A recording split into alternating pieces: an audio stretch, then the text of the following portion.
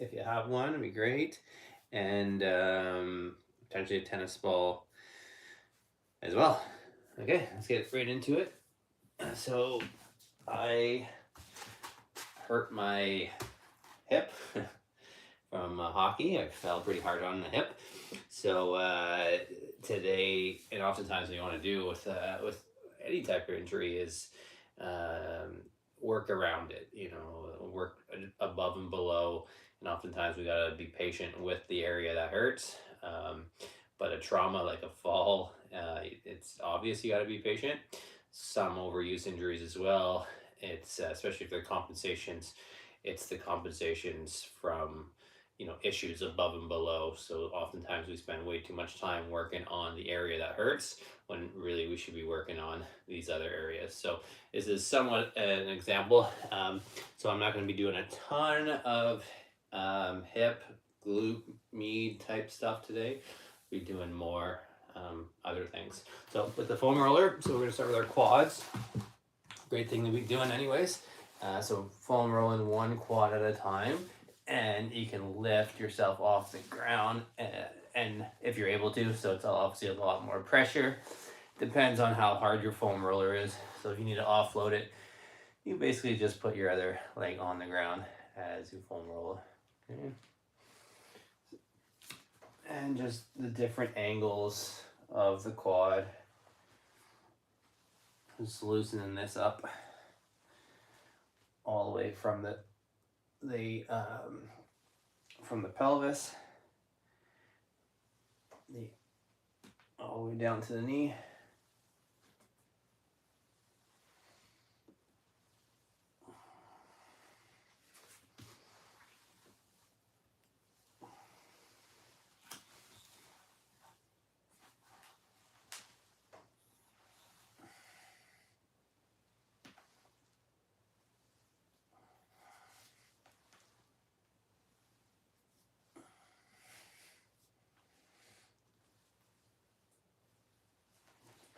Great. Switch to the other quad now.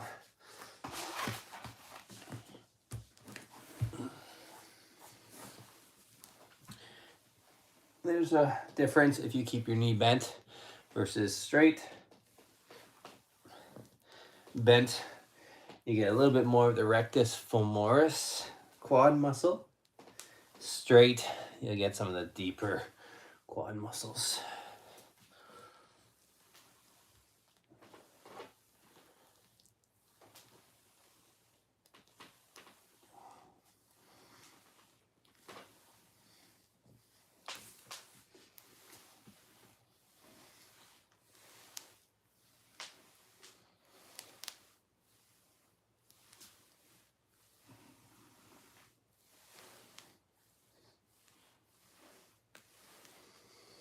Okay, let's go to our calves now. Two different ways to do our calves as well. So you do dorsiflex versus plantar flex. Dorsiflex, you get more of the superficial layers of your calf, so your gastroc and soleus. So you can again lift yourself off the ground, and that's more pressure. If you need to lower the hips and take some pressure off, go ahead. But it's not necessarily supposed to feel good at the same time. So I'm keeping my foot dorsiflex, the toes to nose, as I'm doing those superficial layers, gastroc soleus.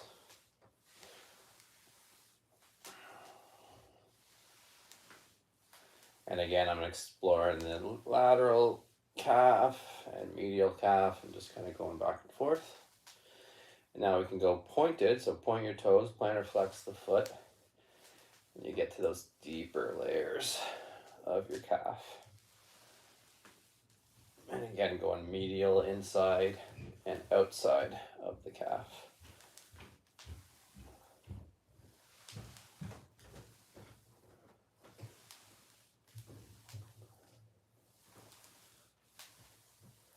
Let's go to the other calf now. So I'm sort of again plantar flexed.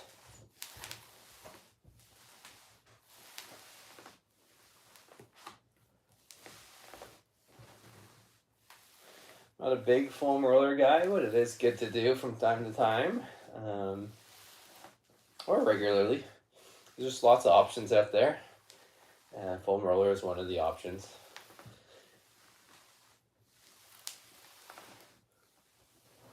Okay, let's go plantar flex now with some point in the toes. Get to those deeper layers. Just exploring the calf, trying to find a sticky spot, just kind of work that a little bit. If you have a tennis ball or a lacrosse ball, we can quickly do our feet as well. Again, in these two scenarios here with a plantar flex foot and a dorsiflex foot, and you get the different layers of your plantar fascia of your foot. So I'll grab my lacrosse ball. We're going to need the foam roller again, so don't get rid of that completely. So the two layers, why don't we start plantar flex with our feet, so point in the toes. Whoop. And just again, just kind of exploring that foot with a plantar flex foot as best you can. And plantar flex is getting the deeper layers of the foot.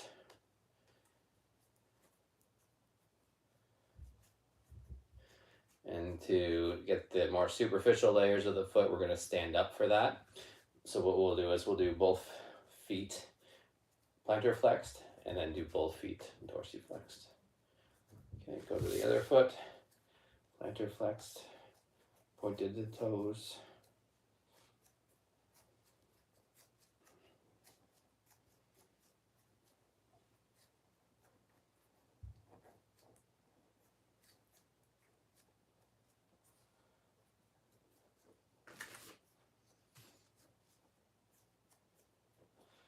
Okay, let's stand up now.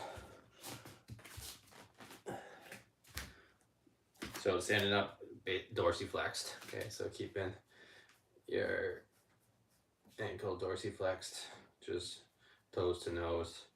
And this is the more superficial layers of that plantar fascia.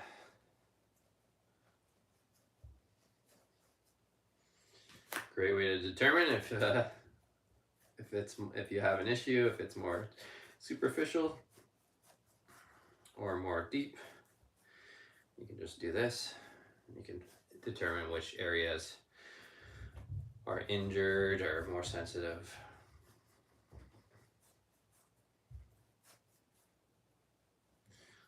Okay. All right, and from here, grab your foam roller again. We'll use the ball again towards the end here. But now back to the foam roller.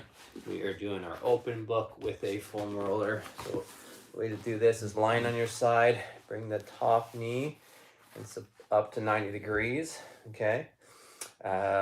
Supported by the foam roller. Bottom leg is nice and straight, okay? And then hands out in front. Then we are doing an open book and ending up in that Y position with the arm. So nice Y position here. Hopefully you can see me. Camera's not great today. And then just hanging out here. We're going to hang out here for 5 deep breaths.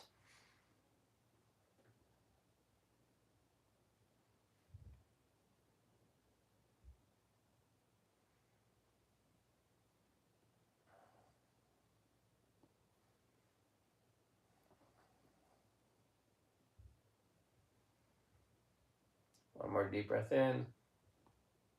All the way out. Okay. And let's go to the other side. Okay.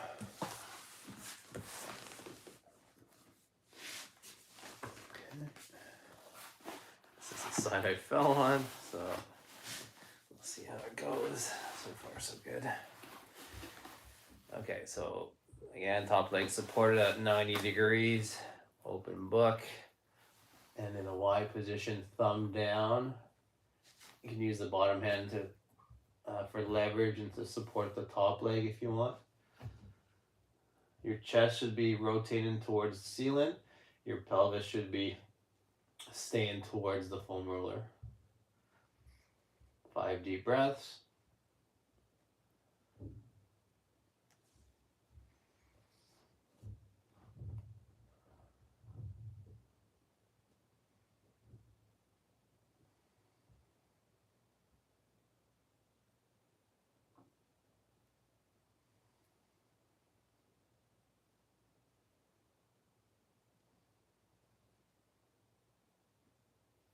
Okay, coming out of that slowly. And the next one, we're going to lie on our stomachs. Okay, so we're going to do a Sphinx pose. So Sphinx, great for working that thoracic extension. Everything we do all day is in front of us, and we often have a rounded upper back, a tight upper back. So the Sphinx pose is great at trying to get that thoracic spine to extend. So you're on your elbows are underneath your shoulders. Okay, pushing your hips, squeezing your butt, push your hips into the ground. You're trying to get your sternum to point forward. We're not extending our necks too much here. We're trying to bring our sternums to our chin. So we're also doing a nice chin tuck, which is good for posture. Okay, and just feel a really good stretch in your upper abdomen here. If your low back is feeling the pinch, come out of it. You should be, the hips pushing in should really help with that. And then just trying to isolate that movement at your thoracic spine by, again, getting that sternum to point forward. If there's a laser coming out of your sternum, the middle of this chest here, I want that to point forward as best you can. And again, you're bringing your chest to your chin. So I'm feeling a really good stretch here. You kind of push, use leverage with your elbows too. Keep your shoulders down, shoulder blades tucked in your back pocket. And hold this for 5 deep breaths. Keep squeezing the butt.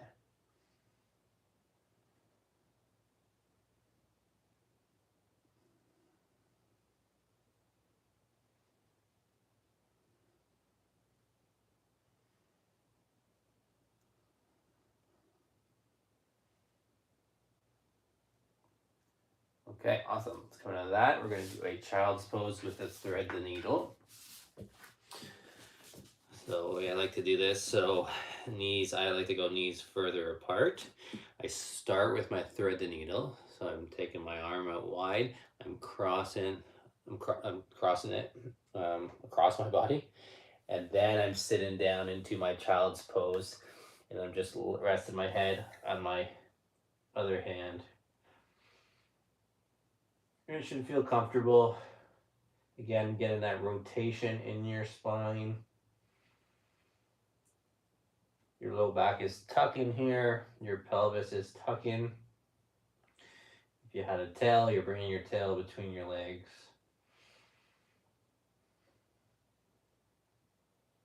Let's do 3 more deep breaths.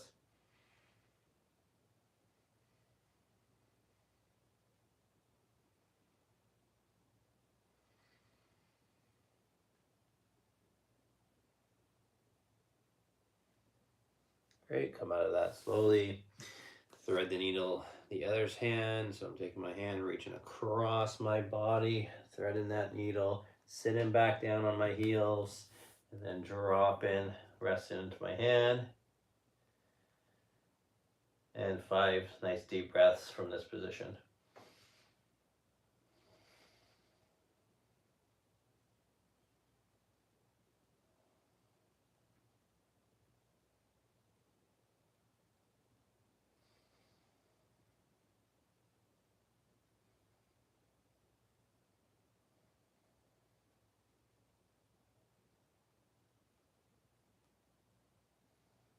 Great. Coming out of that. Okay, let's get into some of the active stuff. So classic planks. Yep, let's get right into it. Why don't I give you a diagonal view today? So with our planks, we are protracting our shoulder blades, pushing the elbows away, keeping the shoulders away from the ears, and we are tucking our pelvis. We're not sticking our butts out, we're not arching excessively. We're tucking, keeping the knees straight as best you can. And we're going to do 3 times 20 seconds. Okay, just classic planks here, no need for anything fancy. Okay, so get into that position, tuck the pelvis, Push the elbows away and hold 20 seconds. Pull the elbows to the toes and the toes to the elbows. By doing that, it should be difficult. Keep pushing. 5 more seconds. Okay, and rest. We'll go in 5 seconds. We'll do another set. So 3 sets of these and back up. Here we go. Push the elbows away, shoulders away from the ears. Tuck in the pelvis. Elbows to toes, toes to elbows. Feel the shake. Push the elbows away. Don't sag. Almost there. 3, 2, 1. Small break.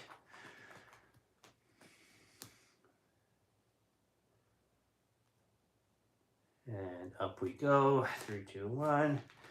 Shoulders away from the ears, pushing the elbows away, tuck in that pelvis, knees straight, pull the elbows to the toes and the toes to the elbows. Keep breathing. Awesome. And 3, 2, 1. Awesome. Okay, into our dead bug. Yeah, let's get right into dead bug. You can use a foam roller for dead bug. If you have one this size, great.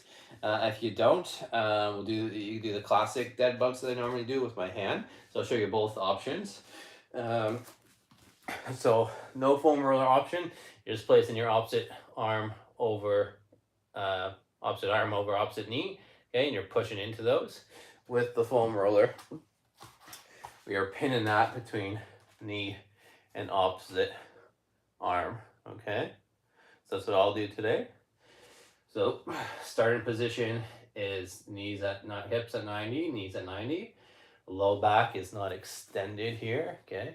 It's not, so I'll show you here, there's no arch. We're really pushing our low backs into the ground, okay?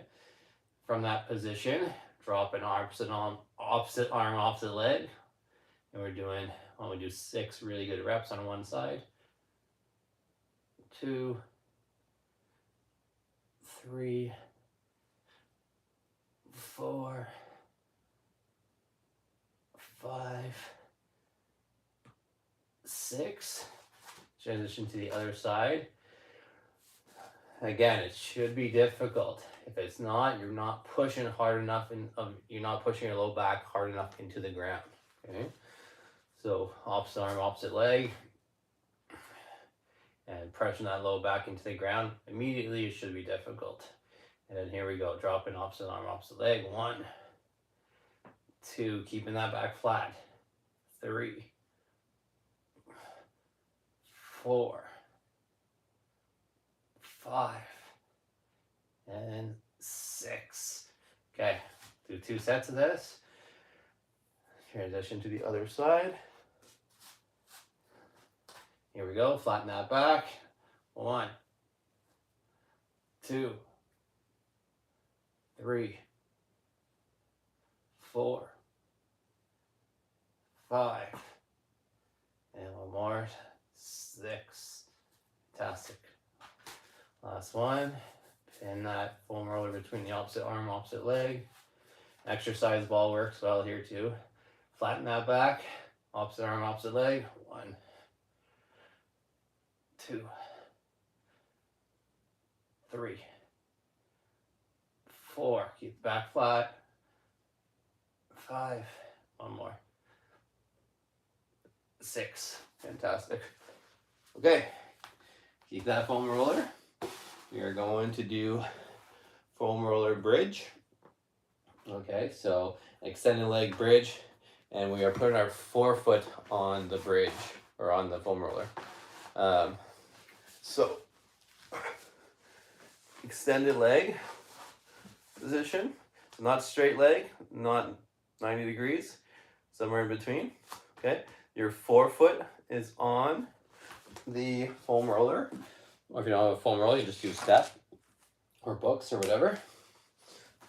Okay, and we're going to be pushing our forefoot into the foam roller, trying to try to crush an orange is a good analogy. And we're gonna again try for 20 seconds, okay? Where I'm not gonna worry too much about my pelvis position here. I'm just gonna be neutral with the pelvis, but I'm gonna be pushing my feet into the ground actively for 20 seconds. Okay, so let's go in 3, 2, 1. Pushing the feet into the ground, into the foam roller, trying to squash those oranges. Great. You feel this in your hamstrings and your calves.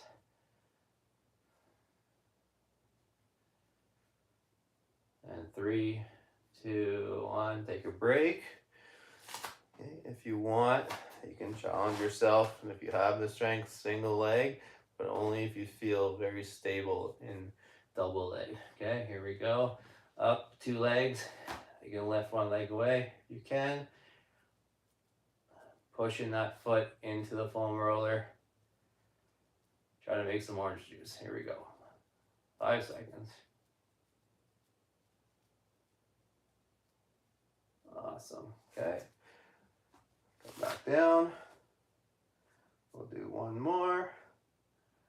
So I'm going to go other leg. Here we go. 2 legs up. Taking my foot away. Pushing that foot into the foam roller. Crushing that orange.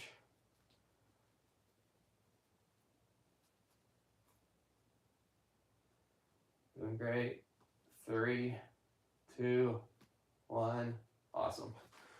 Okay. What is next? Upper body stuff. Okay, great. We're doing great. So push-ups. Okay, the way I like to do them, nice and slow on the way down, and it's all about that starting position of holding a good high plank position. Okay. Why not? Actually, we're gonna start with high plank, shoulder tap, push up. Okay. Back up, shoulder tap, push up. Okay. Just thought of that now. Okay, so here we go. Good high plank, tuck in the pelvis, hands under shoulders. We'll need to be a little bit wider for the shoulder taps. Okay, so wider with the feet and shoulder tap, down into a push up and a slow push up. 5, 4, 3, 2, 1. Back up. Let's try to do 5 of these. Take a break if you need to. Shoulder tap, 5, 4, 3, 2, 1. Back up. Shoulder tap, pushing that hand away. Shoulder tap. 5, 4, 3, 2, 1. Back up. Okay. Shoulder tap. Nice and stable. 5, 4, 3, 2, 1. Back up. Last one. Shoulder tap. 5, 4, 3, 2, 1. And back up. Great. Okay, that wasn't so bad. Let's do another one of those. Shoulder tap to push up. Catch our breath for a second. Okay, so holding a really good high plank, pushing those hands away, protracting the shoulder blades, tucking the pelvis. Okay, wider feet. Shoulder tap, nice and stable. Shoulder tap into a push-up. 5, 4, 3, 2, 1. Back up. Shoulder tap.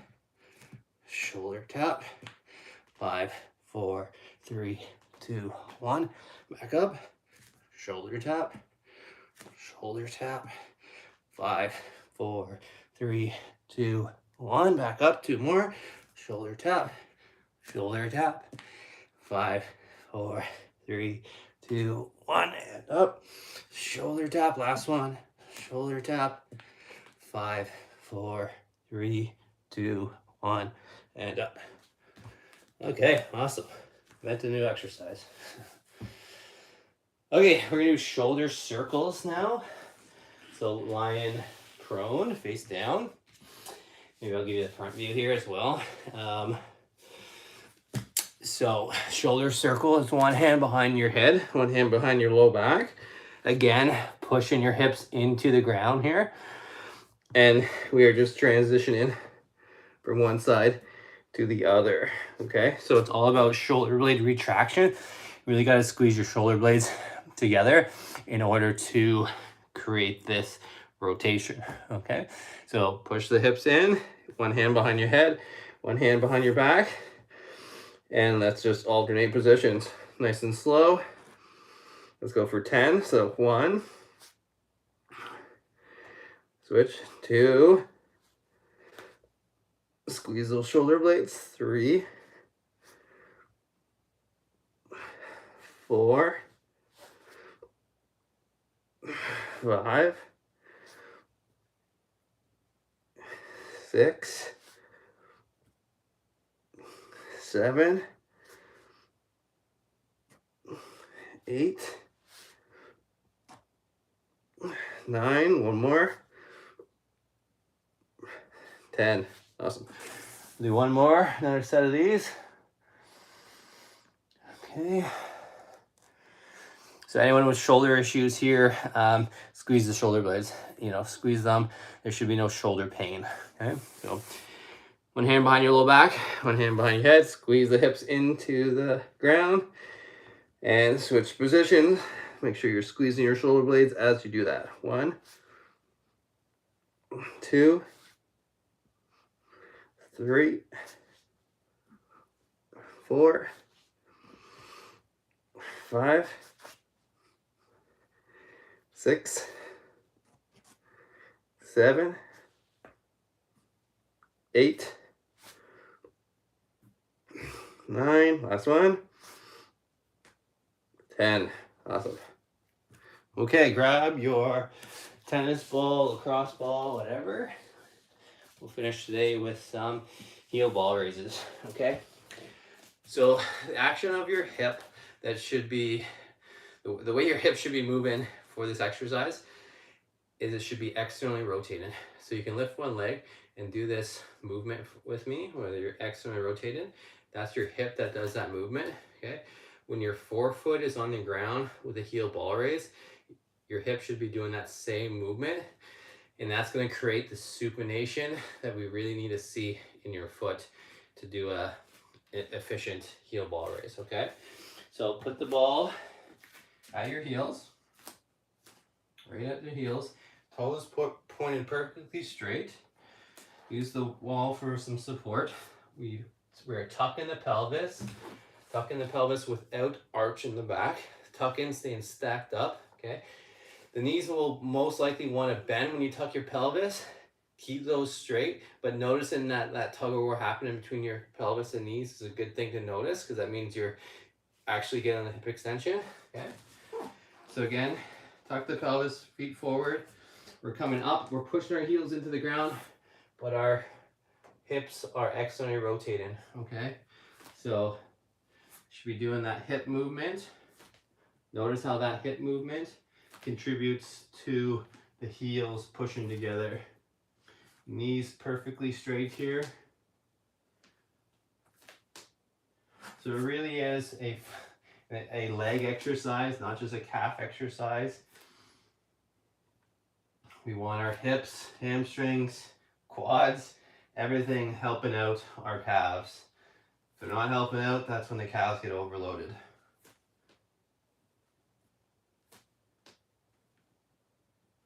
So we're coming up, hold in for a second, and back down.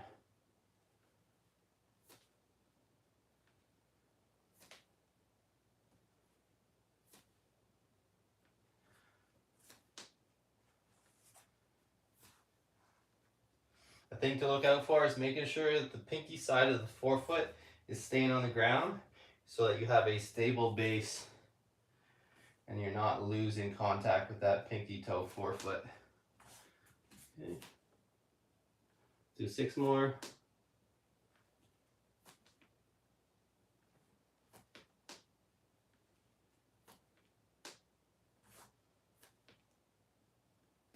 One more. Awesome. Okay, anyone with any questions at all, feel free to reach out. Great job today, and as always, anyone dealing with any issues, any aches or pains, feel free to reach out. And yeah, let me know what you liked about today, and let me know if there's anything you'd like to see in future weeks. All right, see you next time.